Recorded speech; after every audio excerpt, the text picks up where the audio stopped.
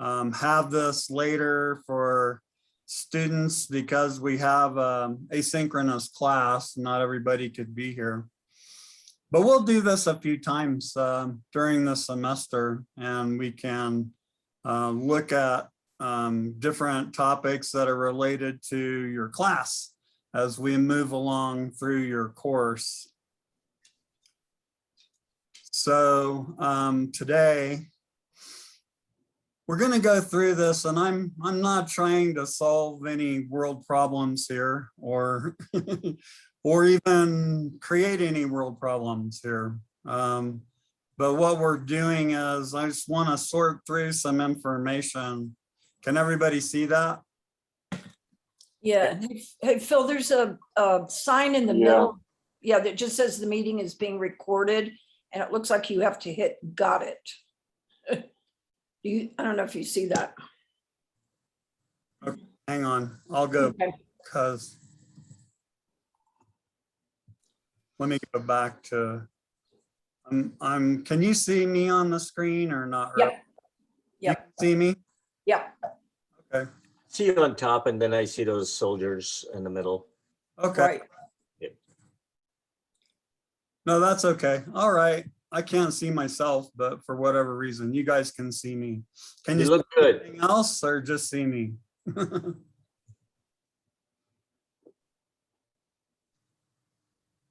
Okay, so anyways, we're gonna go through this and just kind of step by step, I think you'll see the logic of where I'm going. So firstly, of course, this is about the fight.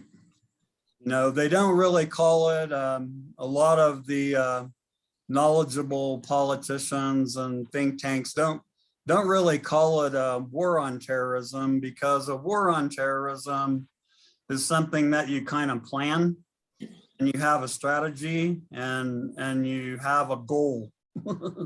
And so it's mostly a fight on terrorism. So we want to acknowledge really the last 13 soldiers that were killed, and we'll get around to what all this means as we move through this lecture. But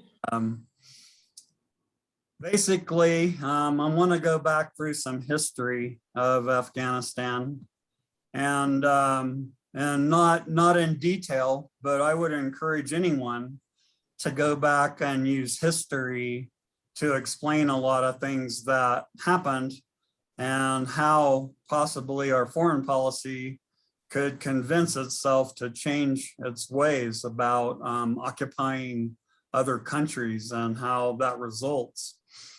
So they called, many times you've probably heard this lately in the news, the graveyard of empires, Afghanistan, because in the third British-Afghan War in 1919 and 1921, Afghanistan becomes an independent nation. But it's significant that the United States doesn't recognize Afghanistan as a country, independent, sovereign country, until 1934. So it's just something to keep in mind how countries, even in the 20s and the 30s, have used recognition and world relationships to designate funding from the IMF and the World Bank and humanitarian aid and all of that. So it's really used as a political tool sometimes. And in this case, because they had defeated the British in 1921, that the United States was using this really as a political tool. So then, fast forward now, the Soviet Union at this time had looked at Afghanistan in between 1921 and 1979 as a country where they could promote socialist policies and try to get support of Afghanistan politically as they were pushing forward the ideology of spreading socialism and spreading communism throughout their idea of communism throughout the world. And this, of course, includes Cuba, which we talked about last time.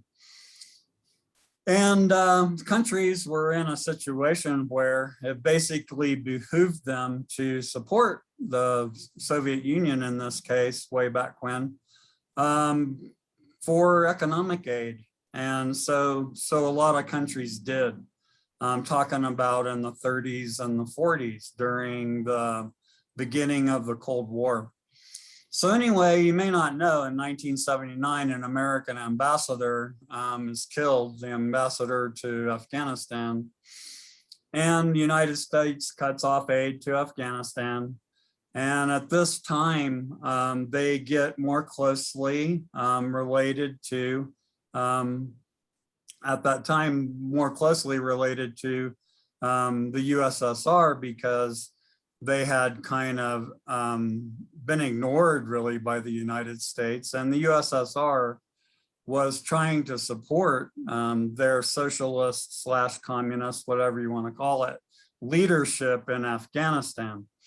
So the USSR invades Afghanistan on December 24th of 1979. And they're going to stay there about 10 years over that period of time. And at this time, this is important for international relations and world stability, because why? Because at this time, the United States begins to fund the Mujahideen there and helps trying to fight against the USSR-backed Afghan army. So good information to know, because this is how a lot of proxy wars are going to continue, and they still continue today, where the Soviet Union's funding one side with or without troops, and the United States is funding the other side with weapons, with or without troops, and they turn into these proxy wars, basically. And so then in 1989, the United States and Pakistan and Afghanistan and the Soviet Union signed a peace accords in Geneva, guaranteeing Afghan independence and the withdrawal of 100,000 Soviet troops. So following the Soviet withdrawal, the Mujahideen continue their resistance against the Soviet-backed regime of a communist president, Mohammad Najibullah, I'm not probably butchered that name, who had been elected president of the puppet Soviet state since 1986. Afghan guerrillas named Sibahatullah Mujahideen as the head of their exiled government. So, and eventually that president that the Soviets were supporting is gonna be killed also. So when the United States gets involved in Afghanistan, this is a diagram, they call them a crystal diagram. And this is what they knew about Afghanistan before they decided to occupy Afghanistan. How complicated it was, how many tribes there were, how many influences of drug traffickers and insurgents, and all the different tactical things they'd have to deal with, including tribal governance. And tribal governance is an important part of this, as we're going to see here today. And how the country for thousands of years really had behaved tribally. So if you take a look at the Sunni and Shia split in the Middle East, you're going to see that most of these political boundaries were created in the 1920s. And they didn't have that much to do with where the tribes were located.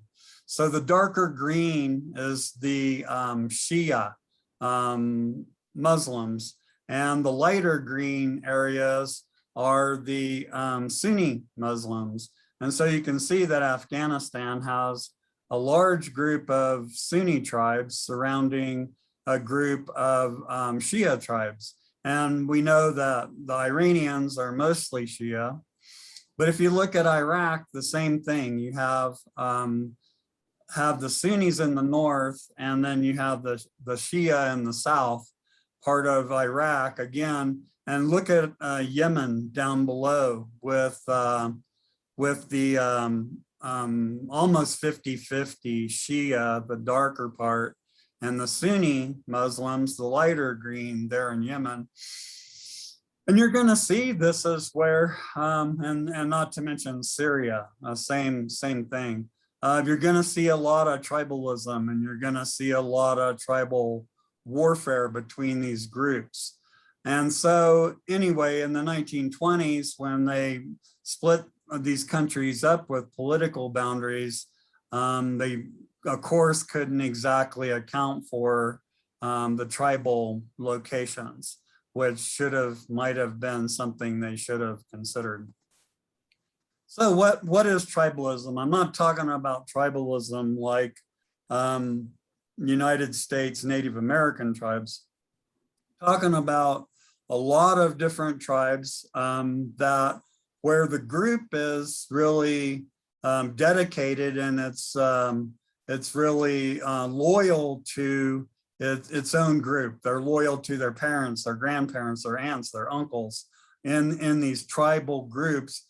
And they don't necessarily identify as Afghani or Pakistani or Iranian. They're not really identifying so much with the national boundaries of a country. They identify with their tribes first. And this is, of course, an issue with tribal war in Africa, and it's not just the Middle East exactly in this situation. But tribalism hasn't been explained very well to people in the United States, and it's hard to grasp the idea of this loyalty of tribalism. I think we're seeing it play out in Afghanistan right now, because after 20 years, they created a power vacuum that now the tribes are trying to decide who's in charge or who's gonna be in charge of that group. In fact, there was a big row in the Afghani government where there was a shootout, maybe you heard about this 4 or 5 days ago, and a fight in the Afghani palace where they were trying to decide who was gonna be part of the ruling governance there. So something to just keep in mind as we go through this. So how many tribes are there in Afghanistan? There's as many as 14 recognized ethnic groups in the country, with the Pashtuns making up between 40 and 50% of the populations. The Tajiks account for 25% of the population, while the Hazaras and the Uzbeks are about 9% each. So there are a handful of smaller groups. So this is just kind of the breakdown of the tribes, especially along the border of Afghanistan. Now, this area, you have to remember, even the Soviet Union and Russia today has 14 borders they have to protect, defend, hundreds and hundreds of languages, hundreds and hundreds of groups. It's something we have a hard time relating to because we have Canada and Mexico. We have about 200 Native American languages, but we really have Spanish, some French in Montreal, and English to deal with, not 200 languages and the cultural complexity of this area. So that's kind of the point I'm trying to get across here, how complex these places are and why, and accounts for why, in many ways, why they're hard to govern, because you have these tribes that have warlord type tribal leaders that go back centuries, and in a lot of cases they don't like each other and they've had conflicts over long periods of time. So what is the difference between Sunnis and Shias? I'm not going to go into a long explanation of this. The Quran is written in Arabic, and I don't speak Arabic, but I do know the difference between Sunnis and Shias. And the Shiites said that rulers must be Muhammad's descendant by blood. And so 10 to 15% of the Muslims are Shias. And the Sunni said that the leadership could be from the community, could elect the next leader. It didn't have to be a blood descendant of Muhammad, but he needed to be a devout Muslim with the proper qualifications. So this happens really right after Muhammad dies. I'm talking about 632 AD, Muhammad died. And for a period there, there's peace in the Islamic world, and in Jerusalem, the Christians, the Muslims, and the Jewish people are praying together, they're worshiping together, they're living together in peace in Jerusalem. I would direct you to a video. I think you're going to watch it in the cultural anthropology class, but it's called Islam, the Empire of Faith. And it's a good explanation of how this occurs. So what's common between the groups of Islam? This is the 5 pillars of faith: the declaration of faith, obligatory prayer 5 times a day, compulsory giving, fasting in the month of Ramadan, and pilgrimage to Mecca 1 time in your life. So these are the common things between the Shias and the Sunnis. Now, what are the commonalities between Christianity and Islam? Well, a lot of people don't realize that in the beginning, it was a very common thing. They believe in a lot of the same ideas as each other. So they believe in one God. They believe in the equality of men, women, and children. They believe in compassion. They believe in the tolerance of other religions. They believe in the afterlife. They believe in eternal damnation. Both of them do. So God and the Father, Muslims and Christians worship only one God and believe all are children of him. They believe in the prophets, both of Noah, Abraham, Moses, David, Joseph, John the Baptist, and even Jesus. So what else is common? I'm not going to go through this in a lot of detail, but these are people of the book, including Judaism. As these religions have a lot in common. They believe in the commandments. They believe in Mary. They believe in the Messiah's miracles. They believe in Satan and the Antichrist, which is kind of the same, I guess. I got that there twice. And they believe in the return, an idea of rapture, that a savior is going to return. They believe in hell and paradise.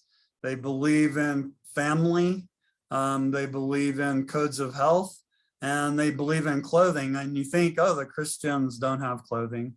Well, think about the Pope and their clothing and their ceremonial clothing they use, and the Orthodox Christian Russians even, right?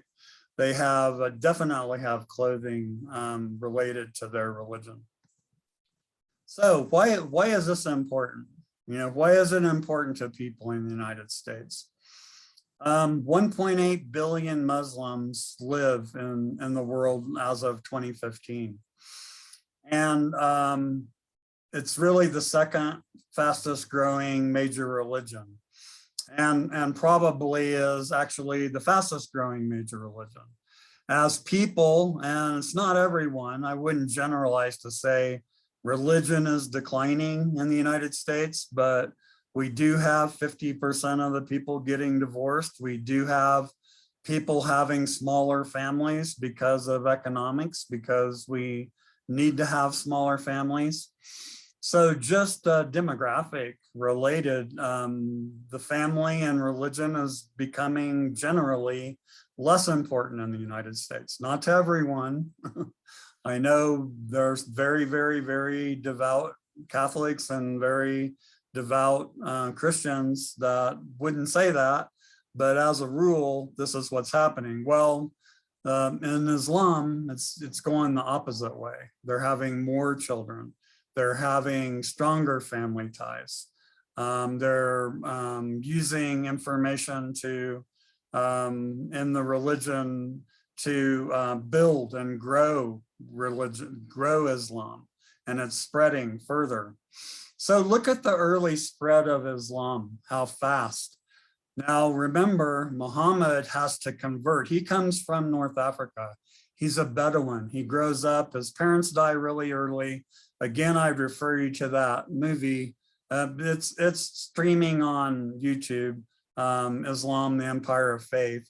And of course, there's a lot of different movies about Islam, but they all say similar things, that Muhammad grows up as a Bedouin, and he's traveling with these tribal groups in North Africa, and he sees where these tribal wars have been going on for years and years, well, decades and centuries, of course.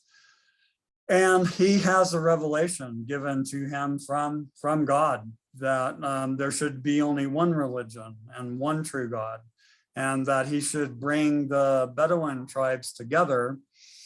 And as soon as this happened, the message that he sends are the things we talked about in the beginning there, equality between men, women, and children, and compassion and tolerance for other religions.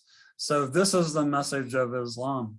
And because it has this equality message, it spreads very, very fast to groups that are looking for a religion without some kind of strong leadership figure. And that's what Muhammad is trying to spread. And so it begins to spread.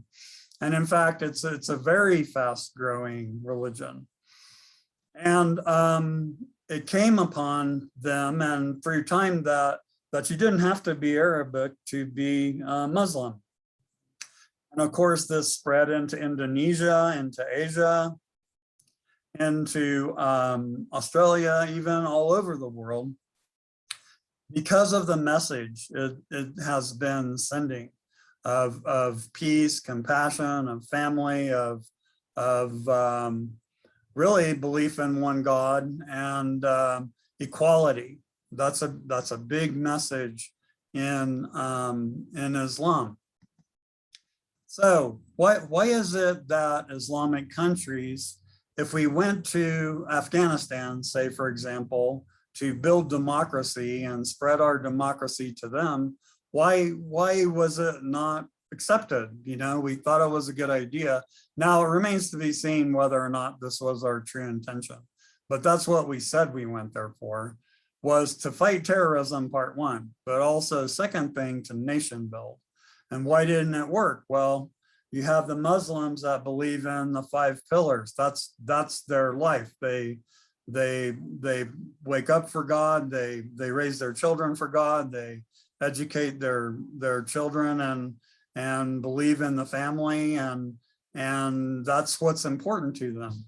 So materialism, things that, you know, and having a better material life, things that we would think was part of building nationalism and nation building, is not important to them in a general way. So then there's a lot of stereotypes in a way, that they believe Western culture is immoral. We talked about the fact of tribalism. They say Western culture exploits women, and that's against the Quran. We'll talk about that a little bit more here in a minute. And they identify with an authoritarian leadership. Now, if you look at the countries, the Islamic countries that have an authoritarian leadership, the ones really with the hardest core rule are the most, stable. They may be repressive, but they're stable. So Saddam Hussein, even though he was an authoritarian ruler, and Muammar Gaddafi in Libya, they're authoritarian, but they, in a way, you have to think about the Bedouin tribes. What did they respect? They respected strong leadership from the Bedouin tribes. So there's a history of respecting authoritarian leaders and men, in this case, with strength, to identify with. And we can go back and forth about that one for a while, but we'll move on. So while the world's population is projected to grow 32% in the coming decades, the number of Muslims is expected to increase 70%. So what we were saying, because of all those reasons, the average Christian families in Western culture are having 1.2 children. The average Islamic Muslim families are having 2.4 children. So that's going to increase the population. And this is really why it's important to understand this from a cultural point of view. It's going to be a large and continue to be a larger part of the entire population of the world. Okay, so we were talking about that we don't call it a war on terrorism. So we should call it, we're fighting terrorism. And we're not the only ones. The Russians are fighting terrorism. Many other countries are fighting terrorism. Remember, one person's freedom fighter is another person's terrorist. We went through all this in the Cuba lecture, but it's true, right, about why these situations happen. So if you look at the strategy now for the United States, they call it over the horizon. I think we finally, after decades and decades of occupying countries, this is kind of what triggered me to do this lecture. I think it's not going to happen anymore. I pray that it's not going to happen anymore. That occupying other countries with huge military forces and spending trillions and trillions of dollars, literally, we spent $2.24 trillion in Afghanistan, is not getting us anywhere. And so they will, on a practical way, fight terrorism doing different things, like how they ended up killing bin Laden with strategic special forces. They're going to fight terrorism online, because why? They tried bombing Vietnam into submission, to leveling the place. It doesn't work. It's because you're fighting an ideology. So the United States needs to win the war of ideology. And to do that, they have to fight it online, and they have to win the next 2 generations to convince the youth that, number 3, that violence is not the solution, that we need to use diplomacy more to settle issues and not create a lot of casualties, and that we need to realign our vital interests. So it's probably going to take a consciousness shift on part of the United States to realize that what we've been doing is not working. And they need to change direction and use diplomacy and use trade even to help countries with humanitarian aid. And I think the other thing that's brought this to bear is the COVID pandemic. So, and all of the natural disasters we're having. We spent $2.24 trillion on the war, and all of that money should have gone to education, rebuilding infrastructure, trade, humanitarian aid to disaster areas, and using diplomacy, and not spending trillions of dollars on military intervention. So that's kind of my conclusion, but I'm coming back to that. And then, of course, drones. Maybe we had another revelation with the killing of the family and the 7 children with these drone strikes. Drones, in my opinion, are for war criminals. Drones should be outlawed and against international law for every country. So Bush instigated the drones. 2004, I think, was really the beginning of the drone warfare. Obama, you might think, de-escalated the drones. He didn't. He escalated the use of drones. Now that's a whole lecture on itself. Long story short, drones don't risk US soldiers' lives when they're unmanned drones killing people. But on the other hand, they're rallying nationalism in these countries that the drones are used against, of course. And how would we feel in the United States if drones were flying over our house and dropping indiscriminate bombs on our house and killing our children? So you have to ask yourself, about drones. It's not, it looks like, the answer to everybody's problem in the military, that we fight this over the horizon war, but it's really for war criminals. And I think my prediction is it will be outlawed in international law sometime soon. So I don't know if you can see this very well, but these are the drone strikes. So we're talking about these 10 people that were killed. Look at the number of drone strikes in Afghanistan, 13,072 drone strikes, 66 to 184 children killed there. And then you got Somalia, Pakistan, a total Yemen, total of 14,040 drone strikes, over 16,901 people killed. The point of this is, and you'll be able to remember, this will be recorded so you can go back and watch it and look at details of this information. But there's a lot of people, a lot of civilians have been killed by drones, not just the 10 last week. So it could turn into like everybody has drones and it's like Terminator War of the Machines or something, and only the drones are fighting drones.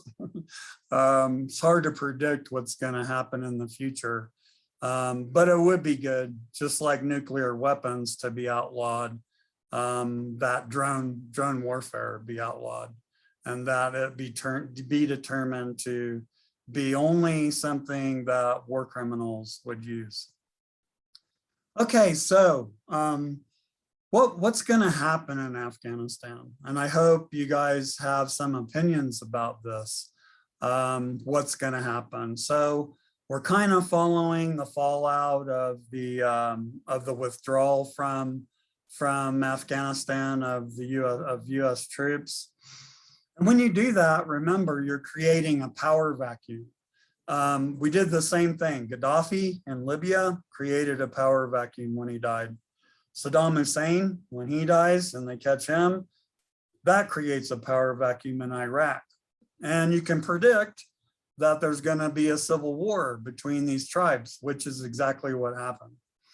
So maybe the Taliban, gets into a continued civil war in Afghanistan with ISIS-K and Al-Qaeda and these other groups that are now kind of maneuvering for power under the trade and under the power vacuum that exists now.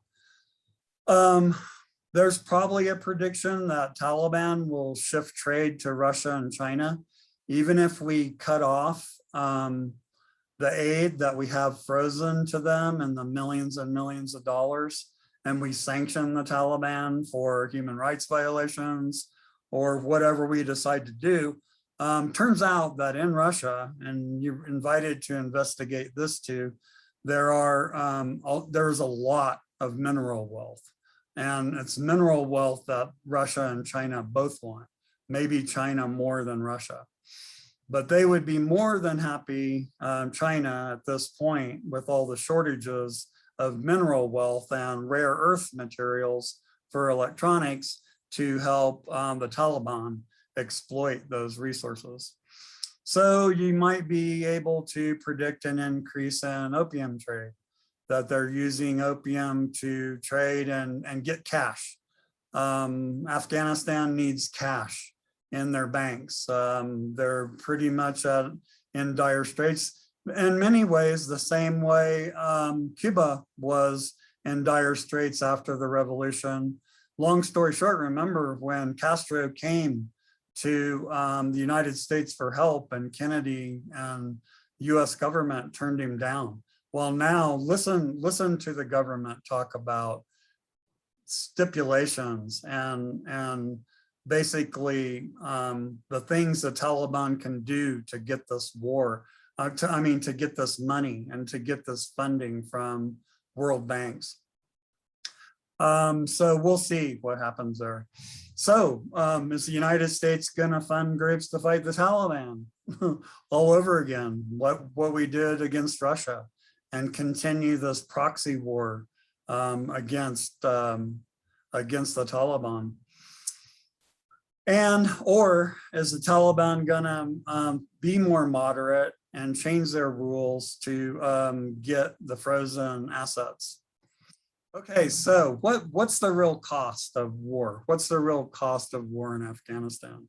As I mentioned, $2.26 trillion was spent by US taxpayers, you and me, most of us anyway, 2,461 troops killed. Now, this is kind of calculated, why? Because the Vietnam War, remember, more than 58,000 troops killed. So they knew they didn't want to have another Vietnam type incident in Afghanistan.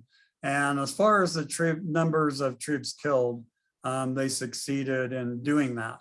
And that's probably why it could last for 20 years. We didn't see a lot, 50,000 troops coming home dead.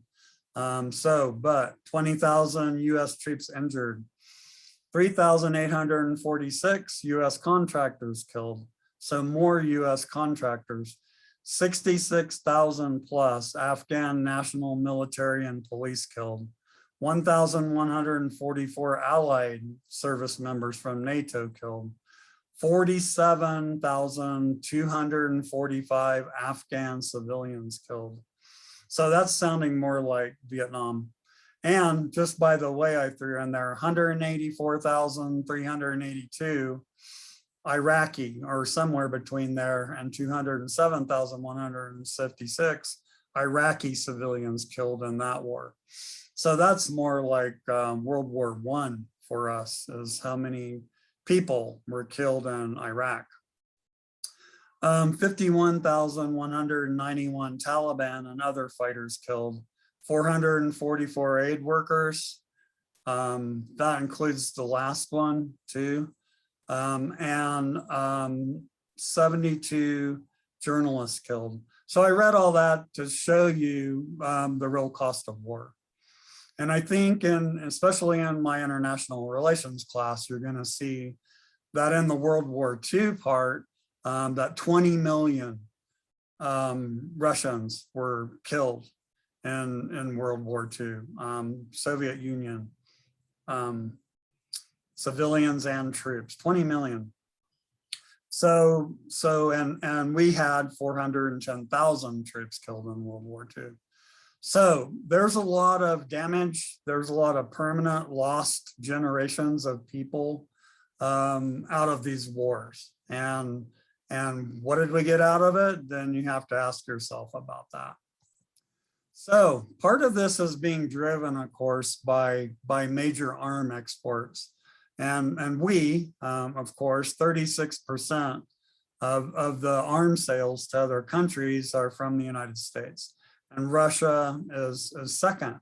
So, and a lot of this has to do with still fighting the Cold War, which is another part of our international relations class, and using weapons and proxy wars, that is, other people to fight our wars. And it's, of course, in the billions and billions and billions of dollars of profit that these arms companies are supporting the export of arms. And we could do a lot to stop that if we wanted to. In fact, we could stop more than a third of it tomorrow if we wanted to. And I would say this is a lot of the reason why these wars continue. And if you look at that McChrystal diagram, you would say, this is hopeless. Why should we invade Afghanistan? The British couldn't do it. The Russians couldn't do it. What makes us think we can do it? It's like, well, doesn't matter. You know what? Because we'll sell a lot of weapons, and our weapons companies and people that donate to our campaigns are going to be real happy if we sell that amount of weapons. Now that sounds pretty jaded, but it really is the truth about the situation, that a lot of these wars and proxy wars continue to support weapon sales. So 9/11 just passed us 20 years. So it can't really go by without mentioning why. And of course, we're sad about losing 3,000 plus people. And they were people from all over the world. A lot of US citizens and a lot of world citizens in the towers that died that day. There's no question about that's going to rally us to be attacked on our own territory. So if you ask bin Laden if he was alive today, like, why did you do it? He would have said, well, you have 800 US military installations around the world, not 80, 800. And we don't like that idea, that you occupy other countries and use military power to control the destiny, economic and culturally, of other countries. He would also say drone warfare. They did not like the idea of drone warfare's beginning even before in the 1990s, and that there was collateral killing of civilians, which I just showed you that diagram. And global inequality, that the United States has not paid attention to global inequality. This is happening with COVID. We have still not come to grips that we need to vaccinate the world, or nobody in the United States is safe from COVID. Just another good example of that. Exportation of proxy wars, exportation of arms, occupying sovereign nations, and disregard of the other. So what is a life worth?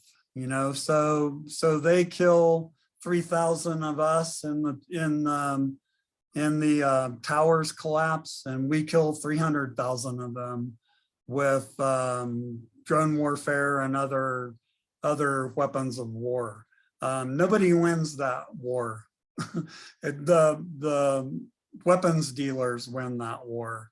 The companies that sell weapons to the world, they win that war. And also, I might add, the oil companies win that war. When Bush started the war in 2001, oil was $26 a barrel. When they finished that war in 2011, oil was $80, $90 a barrel. And it ended up going up to 125. So don't kid yourself.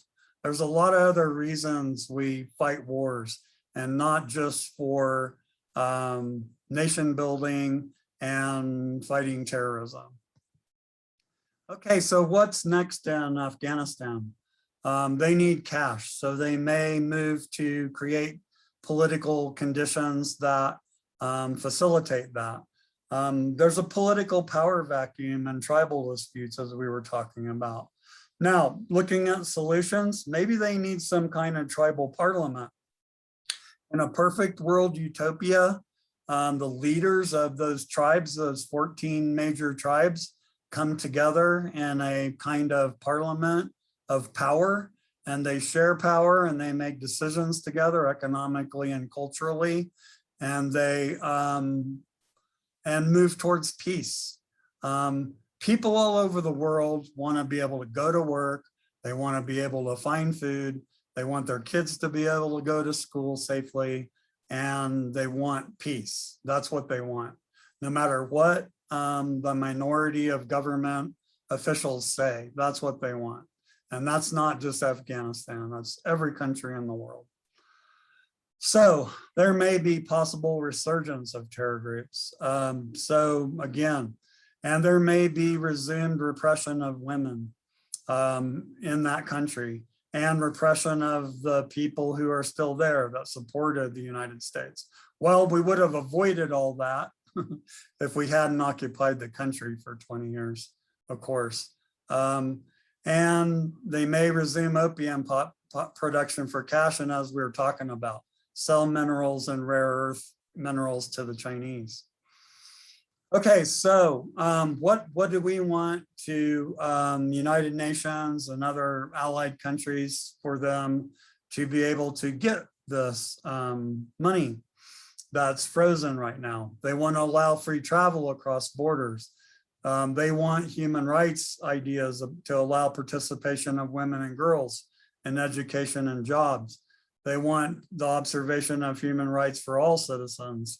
They don't want the Taliban to aid or abet terror groups, in our opinion, who are terror groups. And they want to control the border with Pakistan. Remember, Pakistan has 120 nuclear weapons, which you may or may not know. Part of the reason why they said they couldn't tolerate an unstable Afghanistan is because of Pakistan's possession of these nuclear weapons.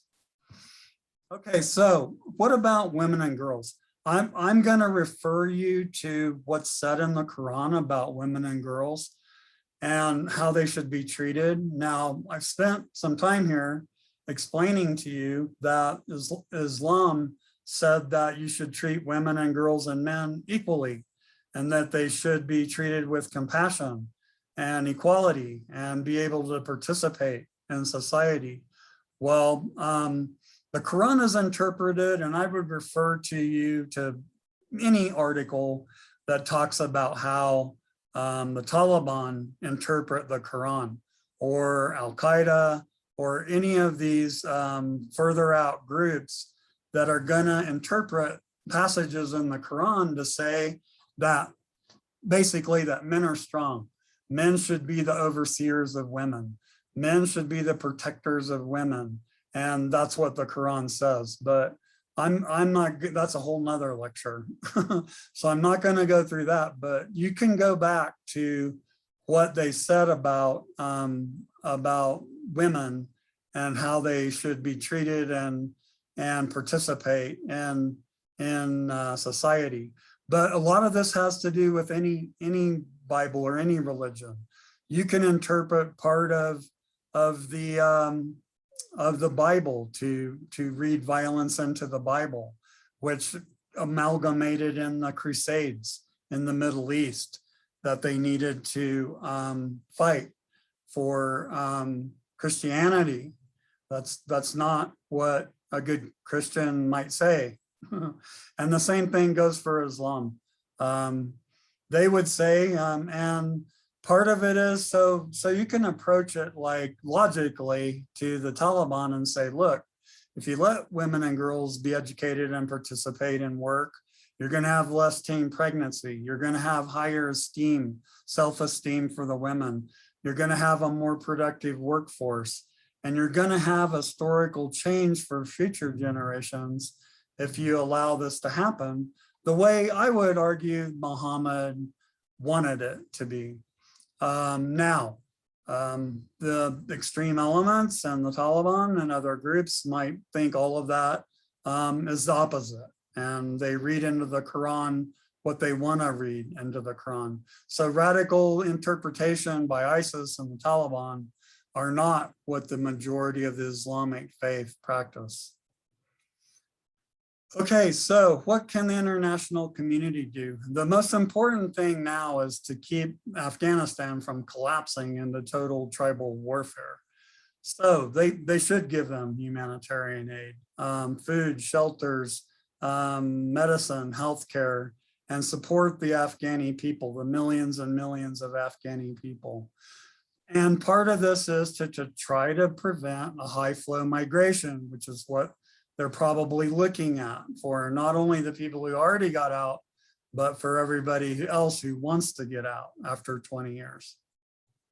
And remember, a country that has not ruled and not been in power for 20 years, it's going to be hard, difficult for them to run a government because that's an administrative thing in a tribal country, and it's not going to be easy. So hopefully they will allow and facilitate documented people to leave, and that's to their advantage. They don't really want people there, just like in Cuba. If you don't want to participate in the Cuban system, their social experiment, then leave. If you're not a willing participant, then leave. And I think the Taliban is going to see that, and they are going to let a lot of people go. It's really to their benefit in the long run.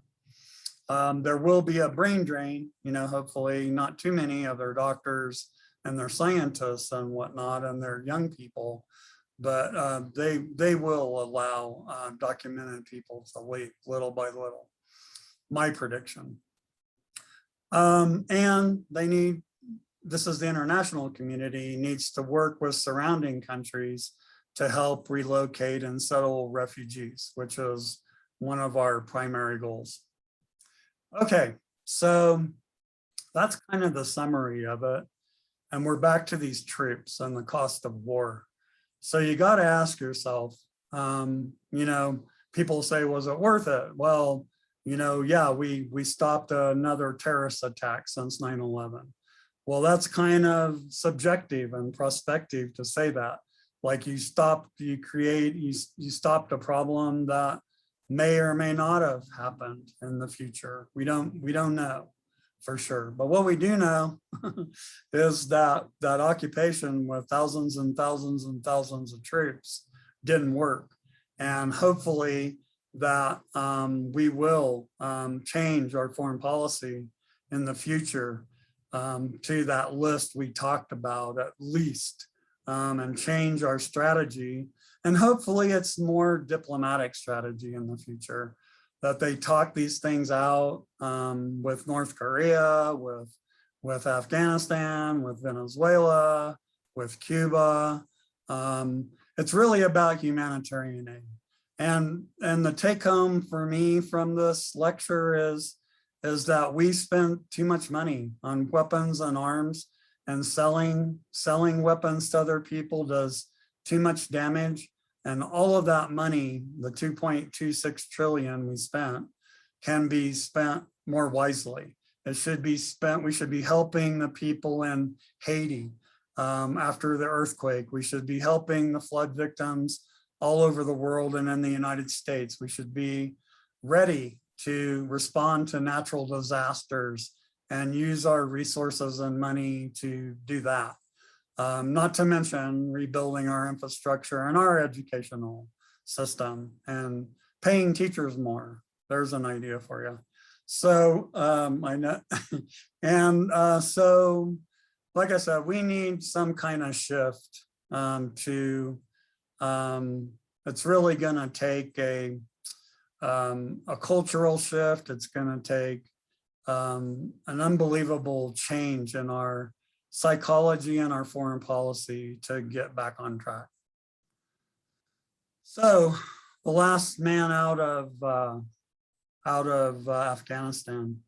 A lot of people say that we shouldn't have been there now, looking back on it, just like Vietnam, and that the United States doesn't learn its lesson from history. And that's probably true. But I would argue that these aren't people that are not intelligent. They are intelligent. They go in with a plan. They know what their strategy is, to have as few casualties as possible, something that's acceptable to the United States population, the public, the voters, which they did for 20 years, to raise the price of oil, which they did, to increase arms sales by the trillions, which they did. So they're not stupid. They're smart, and they understand politics, and they understand the use of war to rally nationalism and to continue these fights. Probably the only thing that can stop it is our shift in consciousness, the people and the voters, to vote in people that are not going to start these kind of wars and not be talked into it by anyone for political donations or any other reason.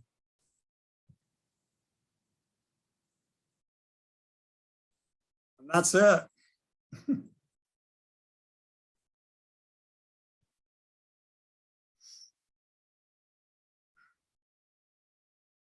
Everybody still there?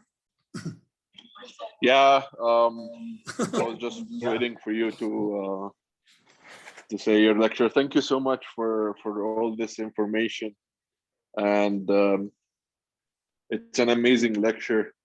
Thank A you. lot of information to know. I just had a little bit of tiny little comments.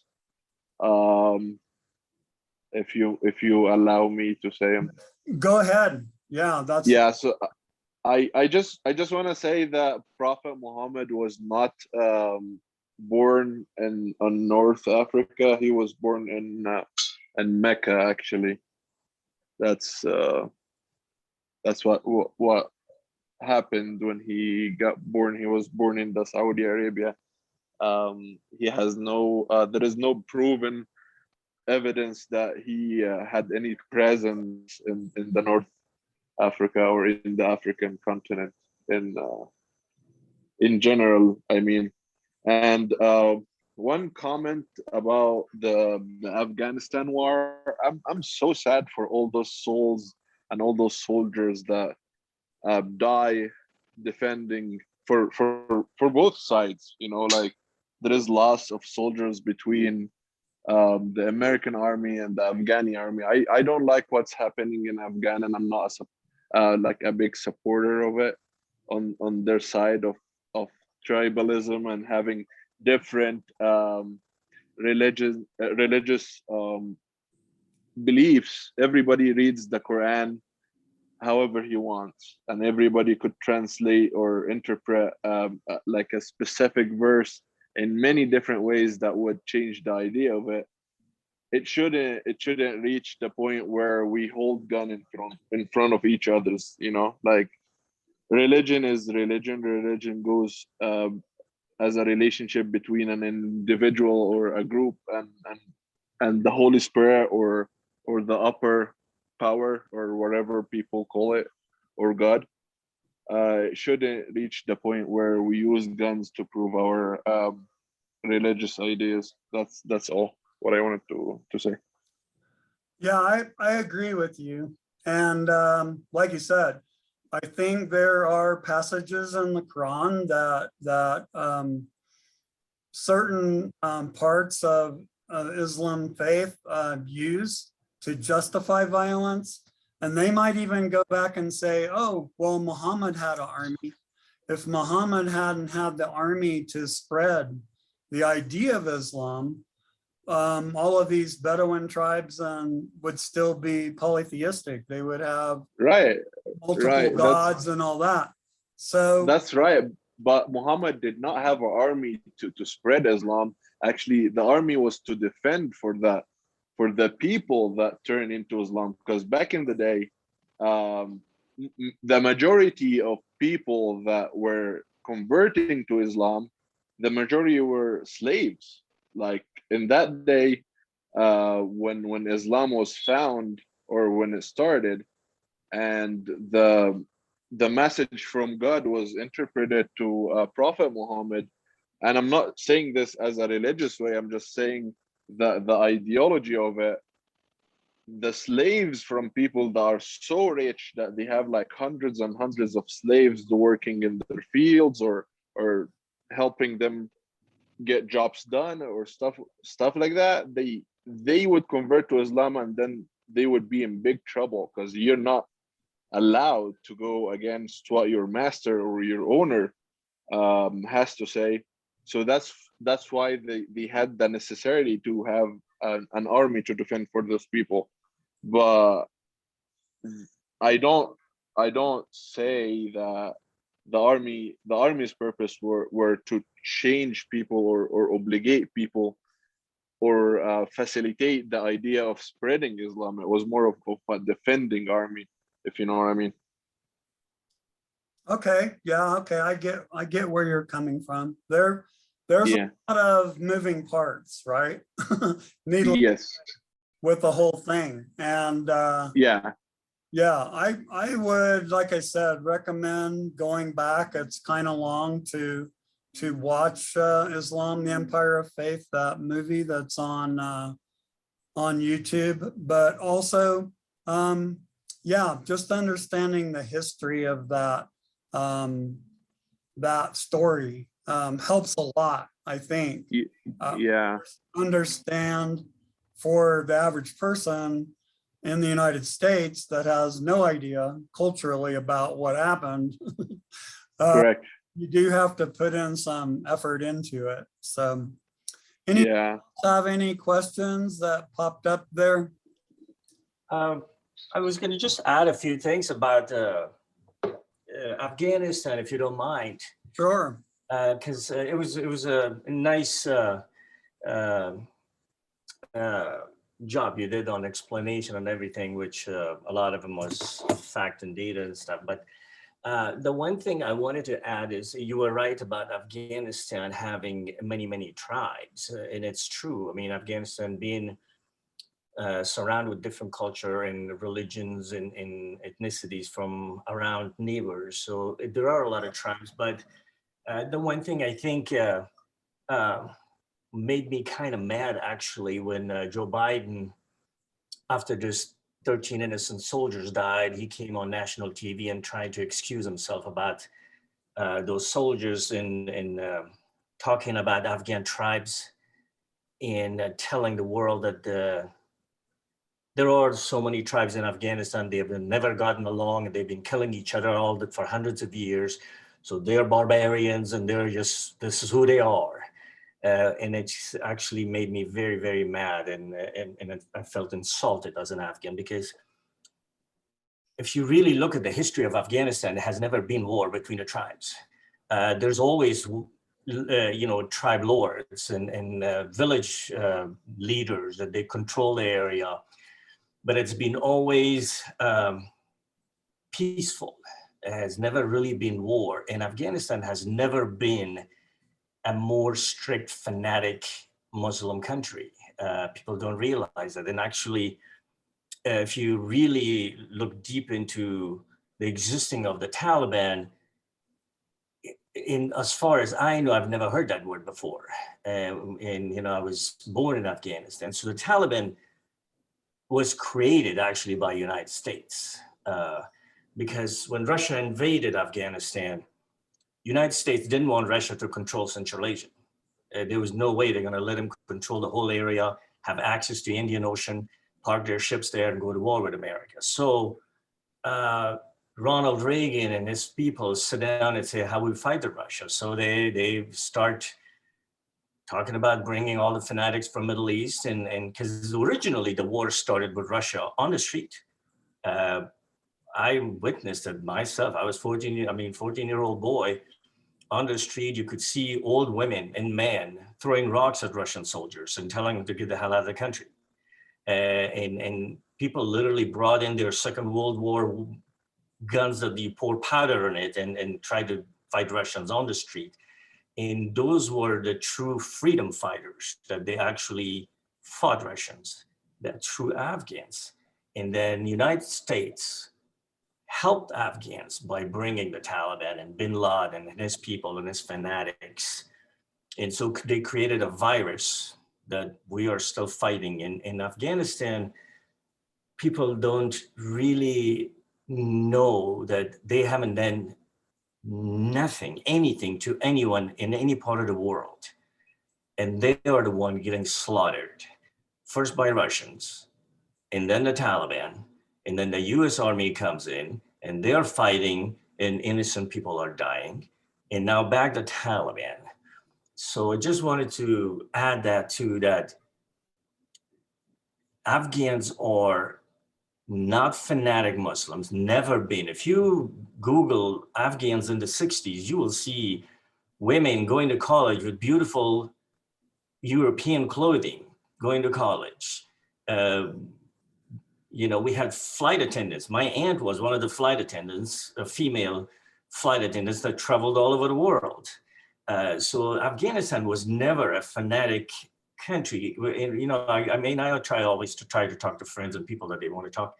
And somebody mentioned that, well, Afghanistan always been fanatic, and that's not true, actually. So, but it's been always, when I remember Afghanistan back in my teenage years, seriously, you could not hear a gunshot in the entire country. That's how peaceful it was. Our police didn't even have guns. They were carrying just one of those wood sticks that they used to have in Britain. That was our police. That's how peaceful it was. And of course, you know, politically looking at Afghanistan, it is very important for all the world power. That's why Russia wanted it, you know. And then, of course, that's the United States didn't want Russia to have it. Because when you sit in Afghanistan, for the US to look at it, you can keep an eye on Iran, you can keep an eye on Russia, you can keep an eye on China. And of course, Pakistan is a puppet that you have access to in the ocean anytime you want. So it's unfortunate that 20 years was wasted in Afghanistan. And honestly, when you talk to most Afghans, most of them say, well, I don't know who they were fighting, because the Taliban will literally come in and fight for a small, you know, when the weather was nice, and then the US will fight him or try to stop him or whatever. And then when it was winter, they'll go back to Pakistan and recoup, reorganize, and then come back. So and it's unfortunate that the US look at Pakistan as an ally, and yet they all know that that is where all the Pakistanis and the Taliban are, and they don't want to do anything. And like you mentioned earlier, it's really not about helping the Afghans. It's about profit. You know, that $1 trillion of lithium in there, $1 trillion worth of copper, natural gas, oil, all the natural stones, human trafficking. You know, they found these Pakistanis a few years back that they were stealing children, and they were cutting them open, taking organs out and selling their organs all over the world. And that's what's about, you know, and you know, most people think that, you know, these world power, they want to go and help Afghanistan. But in my personal opinion, nobody wants to help Afghanistan, because as long as there's war, you know, there are people that are becoming billionaires. You know, I mean, I was listening to Eric Prince, how he's suggesting how the war should end and how we could have do this and this. But when you look at him, he made us billions out of the whole thing. So just wanted to add that to clarify that Afghans are truly the victim of so many these big powers that I don't even. I mean, I'm speechless. Actually, I can't even. I can't even Yeah. talk. Yeah, That's thank you. great. Oh, sorry. Go ahead, Phil. No, I was gonna say, yeah, thanks for that, because I think that's what a lot of people don't realize too. You're right about all of that. You know, the majority of the Afghanis, as I was really saying, they want to go to school, they want to go to work, they want to you know, raise their kids and not be, of course, in the middle of a war zone. So they're millions and millions of them are regular people, just like the Cubans, right? A lot of people think of the Cubans as enemies and that they're all radical communists. And in fact, less than 10% of the Cubans are Catholic, and less than 10% of the Cubans are communist, you know, by definition. So it's not, of course, ever a majority of the people that are the issue, but it's a majority of the people that are suffering, I think, is the point, you know. Okay, yeah, go ahead, Mohammed. Thank you so much. Well, I'm so glad and proud and actually appreciate what you are doing here, Professor. For us to be discussing those kind of matters, it's very important for the new generations to understand what's really going on. And me personally, as a man from the Middle East, that born and raised in the Middle East, would appreciate what you're doing right here, as not everybody talks about it. Not everybody have the time or the courage to actually open the topic and and talk about it. What I want to say to my fellow classmate, that I totally agree with what he says, because I witnessed this my own self. I had my uncles that were traveling from where I am from to work in Afghanistan as different jobs, teachers, like consultants, a lot of jobs, and it was a very beautiful, peaceful country. But what I want to say is the media have to dress a country in a specific dress, so you could have an excuse to what happens in there. It's just to serve um, the purpose of the violence happening in there. I'm not referring to the US Army. I'm not referring to a specific army. I'm just referring to the violence. I just want the world to see how people were risking their own life to be hanging out of a plane to get out of your own country. Like, how bizarre is that? Like, what do you see in your country that makes you hang in a plane knowing that you're gonna die? I'm like sure that they already know what they're gonna what's gonna happen. But Well, and what that's stuff it. I mean, those people, they know that these Taliban are not real Muslims. Most of them can exactly? read or write.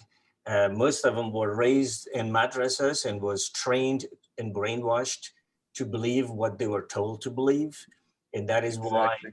that is why they are suicide bombers. If you look at the history of Afghanistan, the Russian war, it's I not I in the nature I of studied the history in Afghan in my preparatory years before high school, and what I want the world to see is what is happening in Afghanistan is not happening by Afghani people.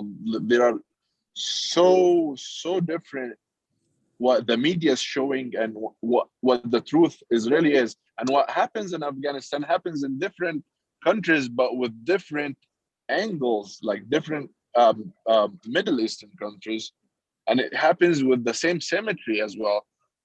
What I wish the world would see and know, that violence will not end violence. Violence will create more violence, because just simply because not every army is the best army in the world. If you're going to use violence to end violence, you're just making an endless cycle of violence, is basically what I want to say. And I'm glad that by the end of this session, and by the end of the day, that we're discussing a topic like this, and it just makes me happy that we're finally talking about well, topics like this.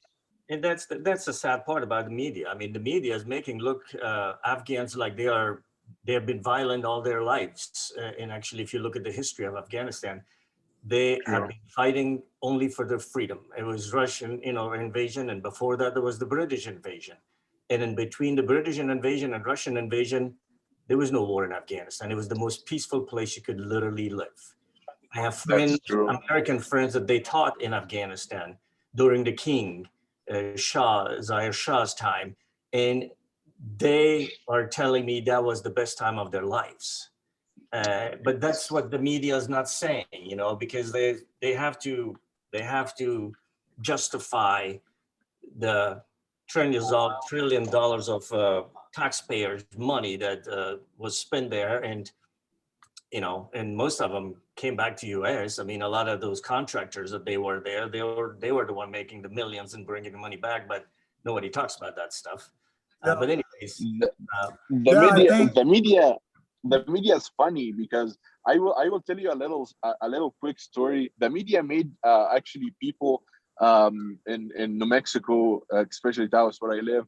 There is a lady that asks me if we're still living in tents, bro. Like, the media is reflecting a picture that it's not really true about the Middle East, So I really appreciate the time that our professor and all our participants in this meeting have spent to spend this good time of discussion. yes, And professor, that was really fantastic. And yeah, thank you, for sir. letting and me I join. think what you said, Kazimi, about geography, I think that no one's ever really brought that up about how strategic Afghanistan is located for, like you said, for the Russians, but also in its relationship to Central Asia and the strategicness of everything about that. And so it's not just, yeah, it has cultural implications, but that geography, and that's true of Cuba too. Cuba is a geographically really important location. Entrance to the Caribbean and the Gulf of Mexico. And so that always has to be considered, not unlike the Crimea for the Russians, how strategic these locations are. Oh, it's very important. I Yeah. had a friend of mine who worked in Afghanistan, and I asked him, I said, so what's in it for America, to be in Afghanistan, beside all the minerals and lithium and all that? He was like, back in the days, remember Godfather? I was like, yeah. He's like, so if you wanted to open a store on Metcalf Avenue or whatever, right? So you didn't go to police first to get your permit. You went to Godfather first and say, hey, Godfather, is it okay to open a store here? And when he said, okay, then you went go ahead and got your permit from the city, and then you opened the store. So it's about controlling the region. That's what it's about, Yeah. I think that's a good point. Anybody else have any other comments, you guys? That's a lot of good input there from everybody. Thanks. Yeah, I just. Thank you so much, Professor. And I wanted to especially thank Mohammed, and tell me how you pronounce your name. Kazimi, Yeah, you just say Mohammed. Kazimi and Mohammed. Okay. Yeah, thank you so much for your your insight and your perspective. It was very much appreciated. Oh, thank you. Thank you guys for letting me join. Mhm. Yeah. Okay. Well, we'll think up another topic for next time, and we'll let you guys know. We'll be moving on to something else. But thanks everybody for joining. Remember, everyone, the students, you guys can generate homework questions over this from class if you want to. So plenty of things to discuss and talk about, of course. So Thank you, Phil. Have a great thank you day. guys. Thanks everyone. Everybody take care, be safe. You too. Thanks. We'll see you next time.